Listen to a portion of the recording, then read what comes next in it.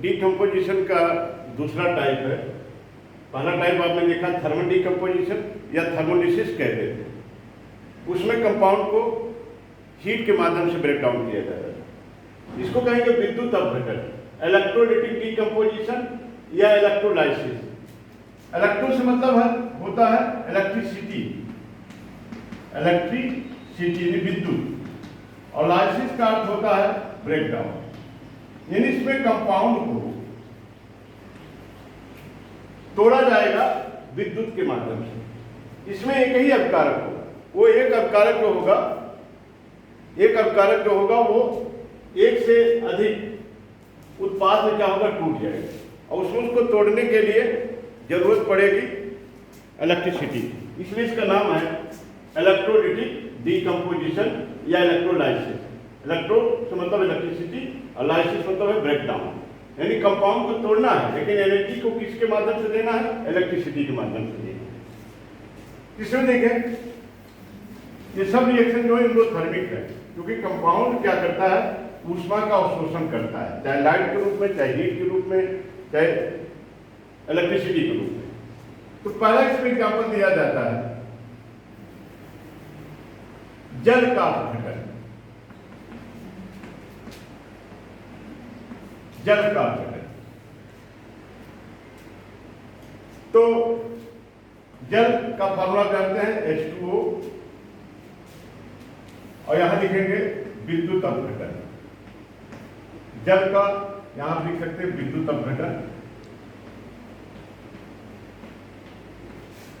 अम्लीय जल लिया जाता है, यानी इसमें थोड़ी बहुत मात्रा में अम्ल भी मिला दिया जाता है। अम्लीय जल में जब विद्युत धारा प्रवाहित किया जाता है, यानी इसका विद्युत अपघटन किया जाता है, तो ये हाइड्रोजन और ऑक्सीजन गैस में टूट जाती है। हाइड्रोजन और ऑक्सीजन गैस में टूट जाती है। इसको बैलेंस भी कर सकते हैं। ऑक्सीजन डबल है, यहाँ डबल कर दीजिए। हाइड्रोजन के 4 हो गया, यहाँ 4 कर दीजिए। तो इसमें देखें 4 के लिए यहाँ कुछ मल्टीप्लाई कर। अगर अम्लीय जल का विद्युत अपघटन कराया जाए, यानी अम्लीय जल में विद्युत धारा प्रवाहित किया जाए एनोड और कैथोड के माध्यम से, तो कैथोड पर यह हाइड्रोजन गैस मिलती है और ऑक्सीजन गैस जो मिलती है एनोड पर। और ये देखा यह गया है कि इसमें 2 आयतन कैथोड पर हाइड्रोजन गैस मिलती है और एक आयतन जो है ऑक्सीजन गैस मिलती है।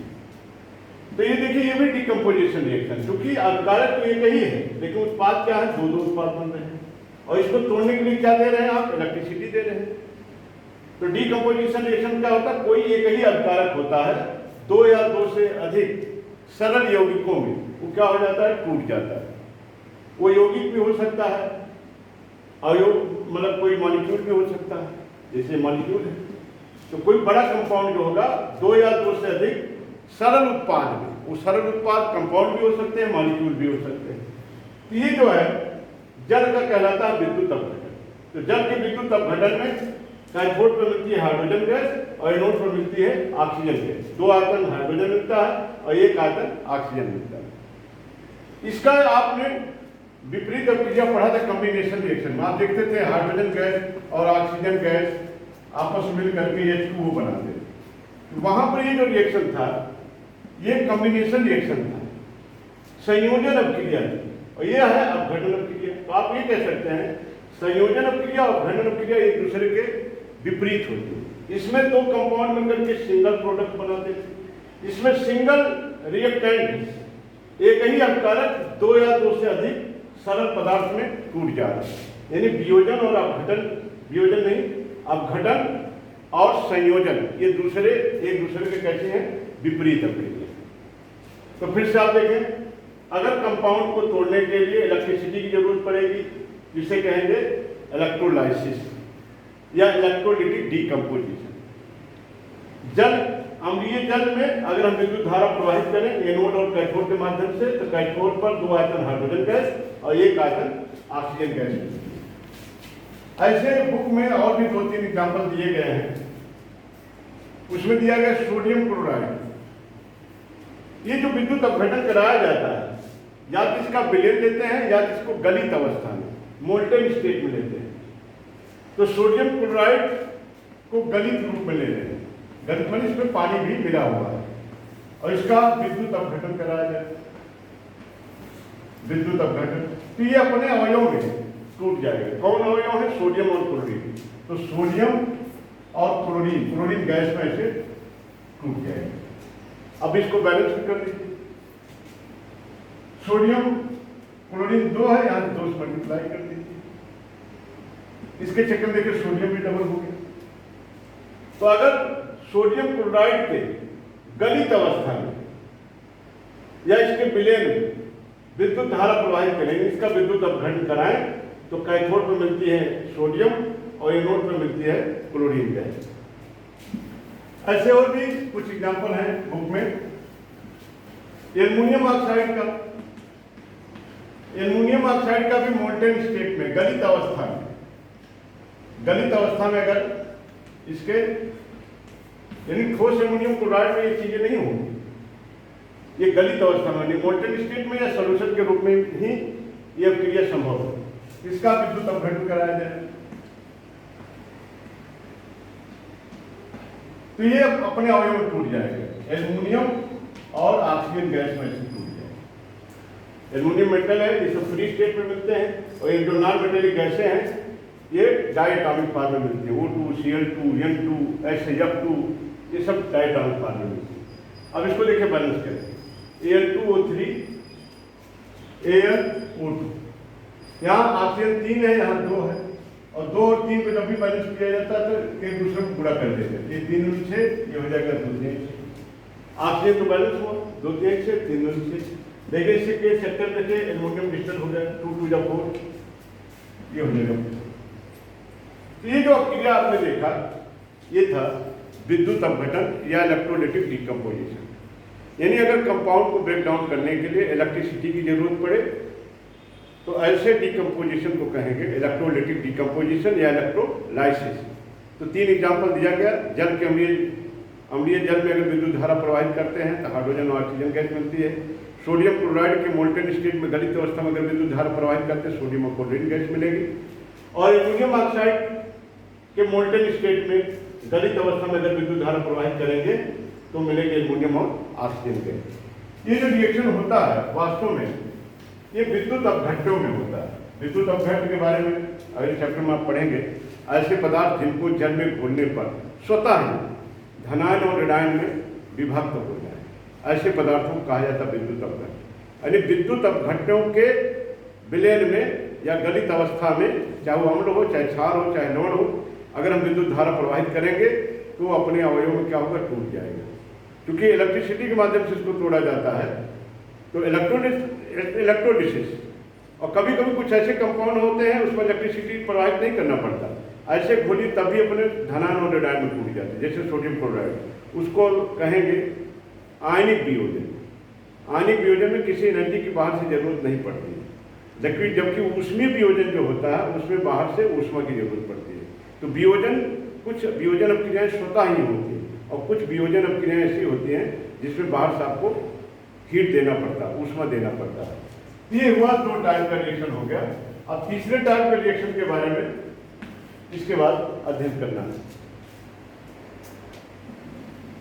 कुछ ऐसी भी रासायनिक अपक्रियाएं होती हैं जिसमें सूर्य के प्रकाश की उपस्थिति आवश्यक है। अगर सूर्य का प्रकाश नहीं होगा तो ऐसी अपक्रियाएं नहीं होंगी। ऐसी अपक्रियाओं को कहा जाता है प्रकाश रासायनिक अपक्रियाएं या फोटोकेमिकल रिएक्शन, या इसको कहते हैं फोटोलिसिस भी कहते हैं।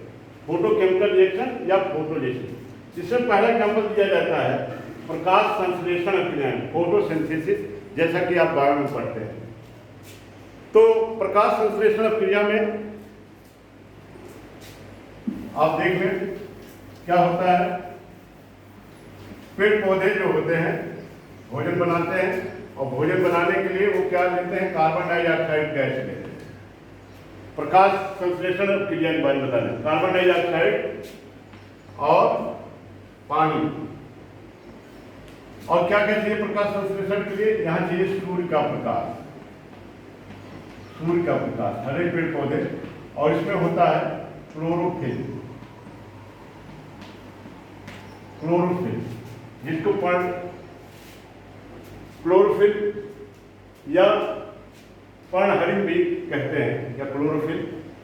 तो यहाँ बनता है ग्लूकोज बनता है C6H12O6 और निकलती है ऑक्सीजन गैस। यहाँ कार्बन देखिए 6 है, यहाँ 6 मल्टीप्लाई कर दीजिए। हाइड्रोजन देखिए 12 है, यहाँ भी 6 मल्टीप्लाई कर दीजिए। तो फोटोसिंथेसिस रिएक्शन में क्या होगा, पेड़ पौधे जो होंगे सूर्य के प्रकाश और पर्णहरित यानी क्लोरोफिल की उपस्थिति में कार्बन डाइऑक्साइड लेंगे और पानी से इसका रिएक्शन होगा, बनेगा ग्लूकोज। इसी ग्लूकोज को कहते हैं पौधे का भोजन बनाते हैं ग्लूकोज। और बाहर क्या निकालेंगे, ऑक्सीजन गैस। ऑक्सीजन गैस हम सब अंदर ऑक्सीजन गैस लेते हैं श्वसन के द्वारा, बाहर कार्बन डाइऑक्साइड गैस निकालते हैं। और पेड़ पौधे क्या करते हैं, कार्बन डाइऑक्साइड गैस को एब्जॉर्ब करते हैं, वो कार्बन डाइऑक्साइड गैस को अवशोषित करते हैं और कार्बन डाइऑक्साइड का वाटर के साथ इसका रिएक्शन होता है, यहाँ ग्लूकोज बनता है और ऑक्सीजन गैस बनती है। यहाँ बताने का मतलब यह है कि ये जो रिएक्शन हो रहा है बिना सूर्य के प्रकाश की उपस्थिति में रिएक्शन संभव नहीं है। यानी कुछ ऐसी रासायनिक अभिक्रियाएं होती हैं जिसमें सूर्य के प्रकाश की आवश्यकता पड़ती है, यानी प्रकाशिक ऊर्जा की आवश्यकता पड़ती है। ऐसे रिएक्शन को कहते हैं फोटोकेमिकल रिएक्शन। फोटोकेमिकल रिएक्शन ऐसे बहुत सारे एग्जाम्पल हैं। हाइड्रोजन और क्लोरीन गैस को अगर सूर्य के प्रकाश की उपस्थिति में क्रिया कराया जाए तभी उत्पाद बनेगा। सूर्य के प्रकाश की उपस्थिति में क्या बनती है, हाइड्रोजन क्लोराइड। ये दो रिएक्शन याद रखें। और भी दो एग्जांपल दिया गया है।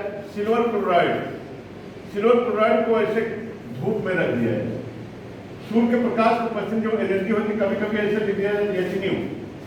सूर्य के प्रकाश की जो ऊर्जा होती है फोटॉन के रूप में होती है। एक फोटॉन की ऊर्जा होती है एच। एच को कहते हैं प्लांक नियतांक और न्यू को कहते हैं फोटॉन की आवृत्ति। तो चाहे सूर्य का प्रकाश लिखो चाहे एच लिखो, ये टूटता है सिल्वर में और क्लोरीन गैस। सिल्वर क्लोराइड को सूर्य की उपस्थिति में या रख दिया जाए तो अपने आप सिल्वर और क्लोरीन गैस में टूट जाएगा। यहाँ एनर्जी किसके रूप में लग रही है, लाइट के रूप में लग रही है। और इस रिएक्शन का जो उपयोग होता है ब्लैक एंड व्हाइट फोटोग्राफी में यूज होता है। कभी कभी ऑब्जेक्टिव में पूछा जाता है कि silver chloride, silver bromide, silver iodide किसका उपयोग फोटोग्राफी में, ब्लैक एंड व्हाइट फोटोग्राफी में यूज होता है, तो आप यही रिएक्शन बताएंगे। सिल्वर क्लोराइड तो किसमें टूटेगा, देख लें प्रोटीन डबल हो गए, ध्यान दो मल्टीप्लाई कर दीजिए, ये ग्रे कलर का मिल जाएगा, भूरे रंग की, जबकि सिल्वर क्लोराइड सफेद रंग की होती है। ऐसे इससे मिलता जुलता रिएक्शन और होता है सिल्वर ब्रोमाइड का। इसको भी अगर सूर्य के प्रकाश की उपस्थिति में रख दिया जाए या धूप में रख दिया जाए तो ये भी टूट जाएगा, सिल्वर और ब्रोमीन। इसको भी इसी तरह बैलेंस करते हैं, यहाँ 2 से मल्टीप्लाई कर दिए, यहाँ भी 2 से मल्टीप्लाई कर दिए। तो आप क्या देख रहे हैं, आपको बताना है कि कुछ ऐसी रासायनिक अभिक्रियाएं होती हैं जो सूर्य के प्रकाश की उपस्थिति में होती हैं।